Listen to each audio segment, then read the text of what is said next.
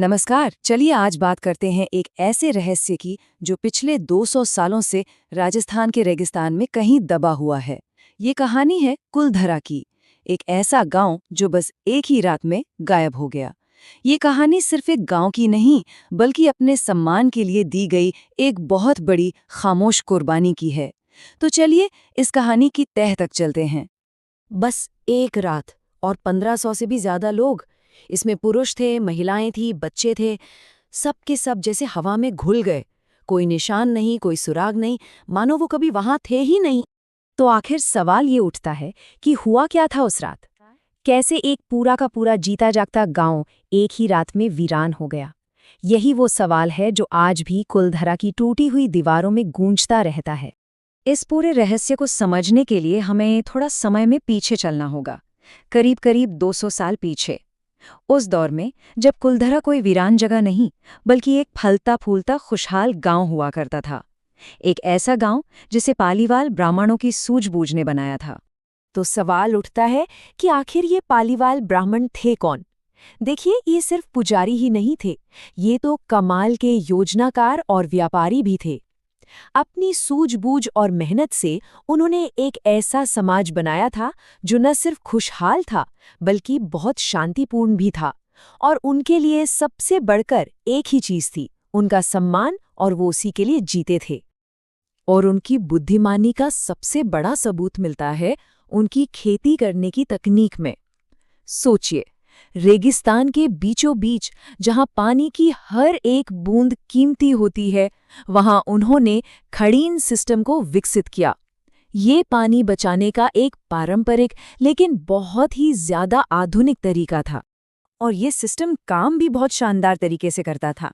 देखिए, वो ढलान वाली जमीन पर बारिश का पानी जमा करते थे, फिर उसे खडीन नाम की नहरों में भेजते थे और बस उसी पानी से अपने खेतों की सिंचाई करते थे। अपनी इसी तकनीक के दम पर उन्होंने रेगिस्तान के बीच में सचमुच का एक नखलिस्तान बना दिया था। लेकिन हर अच्छी कहानी की तरह इस शांत और खुशहाल गांव पर भी किसी की बुरी नजर पड़ गई। एक जालिम शासक की नजर, जिसने उनके सामने एक ऐसी शर्त रखी जिसे मानना नामुमकिन था। और ये था जैसलमेर का दीवान सलीम सिंह, यानी उस रियासत का सबसे ताकतवर मंत्री।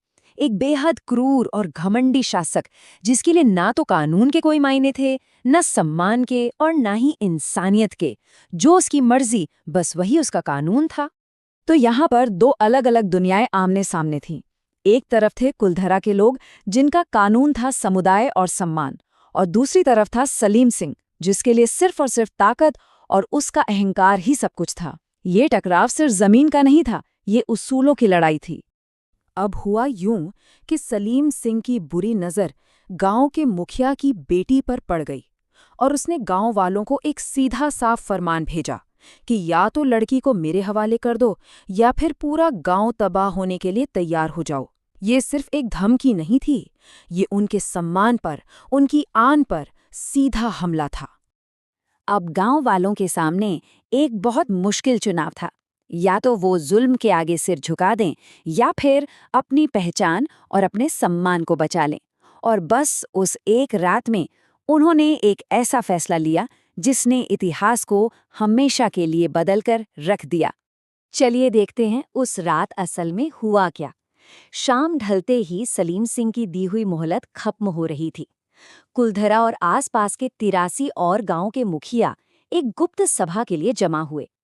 आधी रात को सबने मिलकर एक कसम खाई, और सूरज उगने से ठीक पहले खामोशी से वो महान पलायन शुरू हो गया। उनका फैसला एकदम साफ था। हम अपनी जमीन छोड़ देंगे, अपने घर छोड़ देंगे, अपनी पूरी दुनिया छोड़ देंगे, लेकिन अपना सम्मान नहीं छोड़ेंगे। ये कोई हार नहीं थी, बल्कि जुल्म के खिलाफ आत्मसम्मान की एक खामोश जीत थी। और उस अंधेरी रात में 1500 से ज्यादा लोगों ने अपने घर-बार, अपनी जमीन, अपना सब कुछ छोड़ दिया। बिना कोई शोर किए, बिना कोई निशान छोड़े, वो वहां से हमेशा हमेशा के लिए चले गए। ये नाइंसाफी के खिलाफ उनका सबसे बड़ा और आखिरी विरोध था। लेकिन कहानी यहीं पर खत्म नहीं होती। उनके जाने के बाद कुलधरा एक ऐसी पहेली बन गया जो आज तक कोई नहीं सुलझा पाया है। क्या ये कोई श्राप है या फिर उस नाइंसाफी की एक याद है जो आज भी उस जमीन को सताती है? अगली सुबह जब हुई तो कुलधारा एक भुताहा शहर बन चुका था।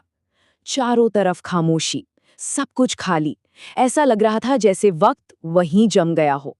चूल्हे ठंडे पड़े थे, दरवाजे खुले थे, पर वहां एक भी इंसान नहीं था। पूरा का पूरा गांव एक वीरान कब्रिस्तान जैसा लग रहा था। अब लोक कथाएं ये कहते हैं कि जाते जाते पालीवाल ब्राह्मणों ने उस जमीन को ये श्राप दिया कि यहाँ पर दोबारा कभी कोई नहीं बस पाएगा। और हैरानी की बात यह है कि पिछले 200 सालों से ये गांव वीरान ही पड़ा है। जिसने भी यहाँ रात गुजारने की कोशिश की उसे या तो अजीब आवाजें सुनाई दी या किसी अनदेखी ताकत का एहसास हुआ। तो आखिर कुलधरा के वीरान होने की वजह क्या हो सकती है? कुछ लोग मानते हैं कि ये एक अलौकिक श्राप है। कुछ का कहना है कि ये उस नाइंसाफी की एक दर्दनाक याद है जो लोगों को वहां बसने ही नहीं देती। और कुछ लोग इसे सिर्फ एक स्थानीय अंधविश्वास कहकर टाल देते हैं। तो अब सवाल ये है कि ज्यादा डरावनी कहानी कौन सी है, किसी भूतिया श्राप की या फिर उस इंसाफ की जिसे भुला दिया गया? कुलधरा हमें यही याद दिलाता है कि कभी-कभी सबसे खामोश और वीरान जगहें ही सबसे गहरी और दर्दनाक कहानियां सुनाती हैं।